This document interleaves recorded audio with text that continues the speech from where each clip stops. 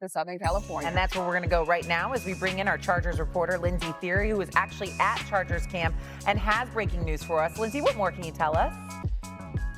Shay, a stunning turn of events here in Southern California. Late last night, the Chargers were informed that receiver Mike Williams was contemplating retirement. It is now confirmed. He has told the Chargers, his representation has informed the Chargers that he will be retiring this season. Williams was expected to make his return to Southern California after a couple of seasons away in New York and with Pittsburgh. He was expected this season to provide a real safety net for Justin Herbert, those two with an established connection. But instead, Mike Williams has decided to retire. Right. The latest I had heard was that maybe he was going to start on the PUP list or be on the PUP list for a little bit. And then obviously this stunning news today. Cal, and I mentioned we've been on the road here on SportsCenter, and now we're going camping. To Chargers training camp we go. Practice is underway today at the Bolt. The Chargers ranked #1 in team defense last season. However, lost their 5-time Pro Bowl pass rusher, Joey Bosa, in free agency. QB Justin Herbert will also have plenty of eyes on him as the Chargers look to not only make the playoffs, but also get a win for the first time since the 2018 season. Let's talk a little bit more Chargers with our NFL front office insider. That would be Mike Tannenbaum here in studio, which is such a treat. Mike T, busy offseason obviously for the Chargers and for a lot of teams. Do you think the moves that they made, though, will help propel the Chargers this upcoming season? Yes, Shay. I think they had a really productive offseason. Let's look at what they brought in. Mike Williams, who formerly was there, a big physical outside receiver. Trey Harris, they drafted him in the 2nd round. Those are big, physical, productive outside receivers that they certainly didn't have last year. Then they also added Mekhi Becton, a really good offensive lineman who struggled early, played well for Philadelphia. And to me, the big acquisition is right here, Omarion Hampton, the productive running back from North Carolina, who also had 73 catches. He'll be effective not only running, but in the passing game. Okay, so that's some good news because some of these rookies, or some of these new additions, I should say, have had some issues. You got some issues with Mike Williams. He'll start on the PUP list. Trey Harris is a holdout right now. Najee Harris has an injury. So hopefully everyone comes along. But now as we look forward, right, we want to see how this offense is all going to come together behind one Justin Herbert. You got year 2 for Jim Harbaugh. What do you see happening? Nobody loved Justin Herbert more than me coming out. This is a massive. That is fact. This is a massive year for him. He's going to play really well for the aforementioned additions. And when you think about not only Jim Harbaugh, but Greg Roman, their offensive coordinator, what they want to do, they want to run the ball and then play action. We saw Ladd McConkey. We saw plays that Justin Herbert made with his feet. This offense should have all the answers. I expect them to be really good this year on that side of the ball. Okay, maybe this is the year that the Chargers get their first playoff win. We will see, or at least Justin Herbert for that matter. But it's a very crowded division, the AFC West is, right? A very good division. So let's go through and let's get your predictions for the rest of said division. And we'll start with the Raiders, whose rookies report today as well. What do you think about the Raiders? I think they're going to be really improved, and it's going to be around rookie running back Ashton Genty. They handed him the ball in Green Bay when they first drafted him. And when you think about what they want to do from not only Pete Carroll, but offensive coordinator Chip Kelly, they want to run the ball. This is going to be Seattle's version. Well, if you move on to the Broncos, got a hot take?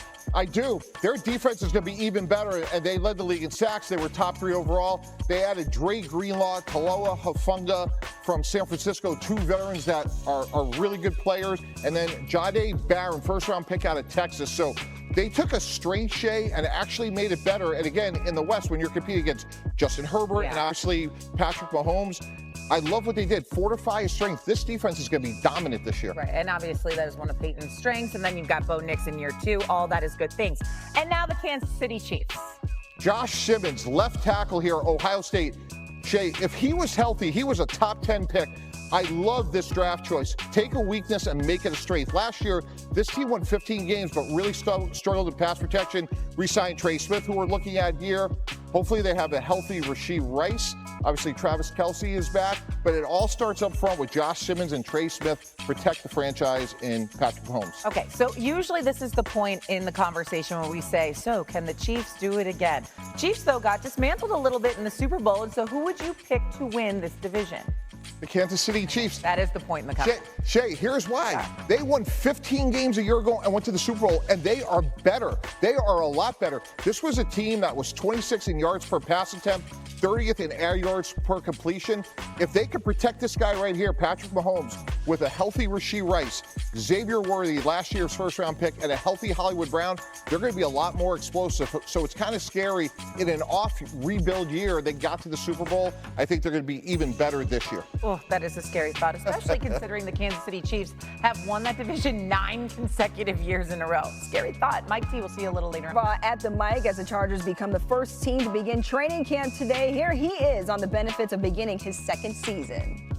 There's I hate to use the word comfortable because I don't associate it with football, but I associate it in the terms of confidence.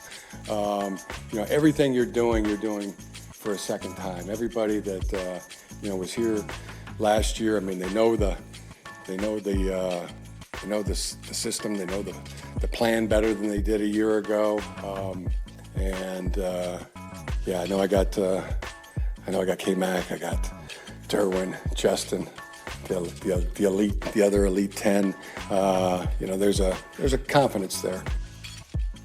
Coming up, more from Chargers Camp. We're live with Lindsey Theory as the Bolts power up their first practices at training camp today. It is sophomore season in Chicago for the Bears starting quarterback. Caleb Williams enters year 2 in the Windy City with a new head coach and a much improved offensive line. Williams was sacked a league-high 68 times last season, but did show true glimpses of really good quarterback play. Bears fans are hoping for more of a sophomore surge as opposed to, of course, a sophomore slump in year 2, especially considering this offseason has brought an upgrade in both playmakers and pass protectors. Maybe someone like me is looking at it with rose-colored glasses, though. I don't know. Bears reporter Courtney Cronin, NFL front office insider Mike T is here to give us some juicy news. Courtney, I'll go to you first here, our resident Bears reporter. So happy to have her in the building, by the way. What can you report on what Chicago has done this offseason to help Caleb Williams? So we know that the Ben Johnson offense features a whole ton of play action. Detroit had the highest play action usage in the NFL last season. Chicago was 30th. So what does that require? Caleb Williams going under center more. He had 7 snaps under center in college between USC and Oklahoma, usually just short yardage situations.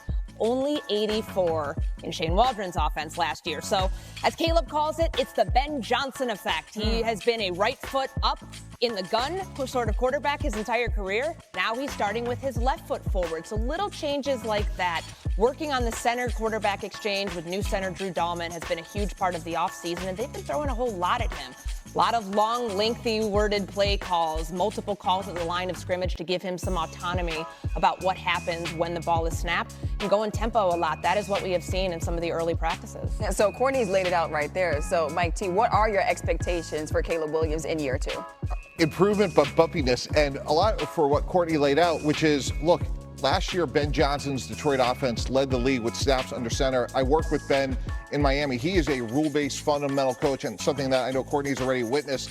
And he had 68 sacks. So 2 things. 1, he has to get used to playing with his back to the line of scrimmage, something quarterbacks tell you takes time. And he has natural proclivities of running backwards. He has to stop that. He ran into a lot of sacks last year.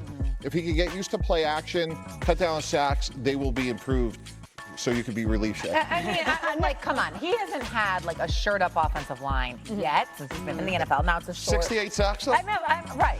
And if he's walking into some of them and you have an improved offensive line, like you have to see improvement somewhere. Okay, I need to be quiet now because we need to play a little game. It's called Hot Tea with Mike T. Courtney's going to play along too. So Mike T, you hear the noise there. You're going to give us some tea in the month of July. And then you're going to tell us if it's hot